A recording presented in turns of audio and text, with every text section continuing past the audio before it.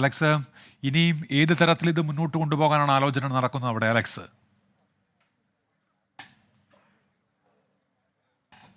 ഉന്മേഷ, പ്രധാനപ്പെട്ട കാര്യം, അതായത് നമ്മൾ നേരത്തെ നിന്ന് ആ ട്രാക്കിന് അവിടുത്തെ മാൻഹോളിൽ അവിടെ നിന്ന് മാലിന്യം നീക്കിക്കൊണ്ടിരുന്ന ആ റോബോട്ടിക് സംവിധാനം അവർ തൽക്കാലം അതിന്റെ പ്രവർത്തനം അവിടെ അവസാനിപ്പിച്ചിട്ടുണ്ട്. കാരണം അതിന് പരമാവധി കോരാൻ പറ്റുന്ന മാലിന്യം അവിടെ നിന്ന് നീക്കം ചെയ്തിട്ടുണ്ട്. നമ്മളിപ്പോൾ മനസ്സിലാക്കുന്നത് ഒരു ഡ്രോൺ സംവിധാനം ഇതിനുള്ളിലേക്ക് കടത്തിയിട്ടുള്ള ഒരു പരിശോധന, അതായത് ഇത് ആമിഴഞ്ചൻ തോട്ടിൽ ഈ ജോയ് ഇറങ്ങിയ സ്ഥലമാണ്. അവിടെ അത്തരത്തിലൊരു ഡ്രോൺ പരിശോധനയ്ക്കുള്ള ഒരു സാധ്യത, ഒരു ക്യാമറ പരിശോധനയ്ക്കുള്ള ഒരു സാധ്യതയാണ് അവർ ഇപ്പോൾ നടത്തുന്നതെന്നാണ് മനസ്സിലാക്കുന്നത്. മേയറോട് ചോദിക്കാം. മേയർ, ഇപ്പോൾ അവിടുത്തെ ഒരു രക്ഷാപ്രവർത്തനത്തിന്റെ പ്രതിസന്ധി അവിടെ ആയത് എന്താണ്? നിലവിൽ നമ്മൾ ഉദ്ദേശിക്കുന്നത് എന്താണ്? നമ്മളിപ്പോ നേരത്തെ തന്നെ നമ്മൾ തീരുമാനിച്ചിരുന്നത് മൂന്നാമത്തെ പ്ലാറ്റ്ഫോമിന്റെ അവിടുത്തെ മാൻഹോൾ ഓപ്പൺ ചെയ്യുമ്പോൾ അവിടെ നമുക്ക് കാണാൻ കഴിയുന്ന വിസിബിൾ ആയിട്ടുള്ള വേസ്റ്റുകളെല്ലാം എടുക്കുന്ന സമയത്ത് ഇവിടെ നിന്ന് ഒരു ഒഴുക്കുണ്ടാകുകയും ഇതിന്റെ ഇടയിലുള്ള ഈ ടണലിനുള്ളിലുള്ള വേസ്റ്റ് നമുക്ക് അങ്ങോട്ട് കളക്ട് ചെയ്യാൻ പറ്റും എന്നുള്ള ധാരണയിലാണ് നമ്മളത് മാറ്റുന്നത്. പക്ഷെ നമ്മൾ പ്രതീക്ഷിച്ച ഒരു ഒഴുക്ക് അങ്ങോട്ട് നമുക്ക് ലഭിക്കാത്തൊരു സാഹചര്യം, വെള്ളത്തിന്റെ അളവ് കുറഞ്ഞതുകൊണ്ട് തന്നെ നമ്മൾ പ്രതീക്ഷിച്ച ഒഴുക്ക് കിട്ടാത്തത് കൊണ്ട് തന്നെ നമുക്ക് കാണാൻ കഴിയുന്ന മുഴുവൻ നമുക്ക് മാറ്റാൻ കഴിയുന്ന ചെളി ഉൾപ്പെടെയുള്ള കാര്യങ്ങൾ നമ്മളിപ്പോൾ അവിടെ മാറ്റി കഴിഞ്ഞിട്ടുണ്ട്.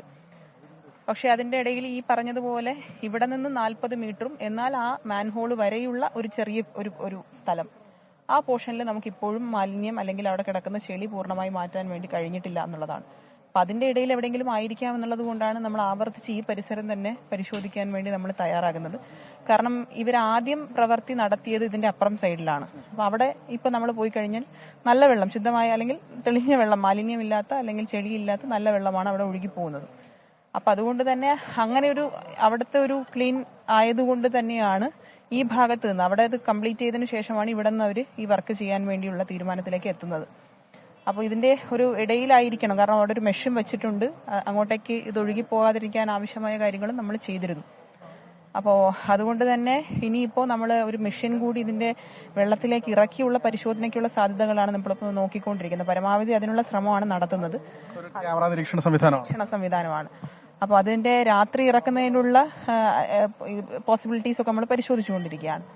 അതുപോലെ തന്നെ NDRFന്റെ സംഘം ഇവിടെ എത്തിച്ചേരുമെന്ന് ഇപ്പോൾ അറിയിച്ചിട്ടുണ്ട്. അവര് ആയൂർ എത്തിയിട്ടുണ്ട്. 1 മണിക്കൂറിനകത്ത് ഇവിടെ എത്തുമെന്നാണ് നമ്മൾ പ്രതീക്ഷിക്കുന്നത്. അപ്പോൾ അവർ കൂടി എത്തിക്കഴിഞ്ഞാൽ അവരുടെ കൂടി ഒരു ഡയറക്ഷൻ, സ്വാഭാവികമായിട്ടും ഒരു വിദഗ്ധ സമിതി എന്നുള്ള നിലയിൽ അവരുടെ കൂടി ഡയറക്ഷൻ കൂടി വാങ്ങിക്കൊണ്ട് ആവശ്യമായ കാര്യങ്ങൾ ചെയ്യുക എന്നുള്ളതാണ് നമ്മളിപ്പോൾ ഉദ്ദേശിക്കുന്നത്. NDRF സംഘം ഇന്ന് രക്ഷാപ്രവർത്തനം നടത്തും, അതോ പ്രാഥമികമായ പരിശോധന മാത്രമായിരിക്കും? ഇപ്പോൾ ഒരു പ്രാഥമികമായ പരിശോധന എന്നാണ് നമ്മളെ അറിയിച്ചിട്ടുള്ളത്. പക്ഷെ അവർക്ക് ഇന്ന് എന്തെങ്കിലും പോസിബിൾ ആണെങ്കിൽ അത് ചെയ്യാൻ ആവശ്യമായ കാര്യങ്ങൾ നഗരസഭ അവരോട് ആവശ്യപ്പെടും.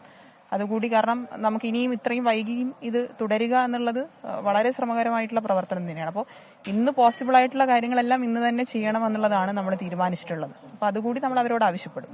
റോബോട്ടിക് മെഷീൻ ഉപയോഗിച്ചുകൊണ്ട് ആ മാലിന്യം നീക്കം ചെയ്യുന്ന നടപടി തൽക്കാലം, കാരണം അവിടെ ആ പ്രദേശത്തുള്ള മാലിന്യം മുഴുവൻ അത് നീക്കം ചെയ്ത് കഴിഞ്ഞു, അത് തൽക്കാലം സ്റ്റോപ്പ് ചെയ്തല്ലേ? അതെ, തൽക്കാലം അത് സ്റ്റോപ്പ് ചെയ്തു. പക്ഷെ മെഷീൻ ഇവിടെ ഉണ്ടാവും. ഇവിടെ നിന്നൊരു ഫ്ലോ നമുക്ക് കിട്ടുകയാണെങ്കിൽ ആ സമയത്ത് തന്നെ അവിടെ നിന്ന് മാറ്റാൻ വേണ്ടി ആവശ്യമായ കാര്യങ്ങൾ നമ്മൾ തീരുമാനിച്ചിട്ടുണ്ട്. പക്ഷെ നമ്മൾ ഇനി നേരിടാൻ പോകുന്ന മറ്റൊരു പ്രതിസന്ധി എന്ന് പറഞ്ഞാൽ 3 മണി കഴിഞ്ഞാൽ ട്രെയിൻ സ്വാഭാവികമായിട്ടും എല്ലാ പ്ലാറ്റ്ഫോമിലേക്കും എത്തിച്ചേരുന്ന സാഹചര്യം ഉണ്ടാവും. നമുക്കറിയാം, നമ്മൾ നേരത്തെ തന്നെ പ്രവർത്തികൾ ചെയ്യുന്ന സമയത്ത് 2-3 ട്രെയിനുകൾ അവിടെ വന്ന് നിരന്തരമായി റെയിൽവേയുമായി സംസാരിച്ചതിന് ശേഷമാണ് മാറ്റുന്നൊരു സാഹചര്യം ഉണ്ടായത്.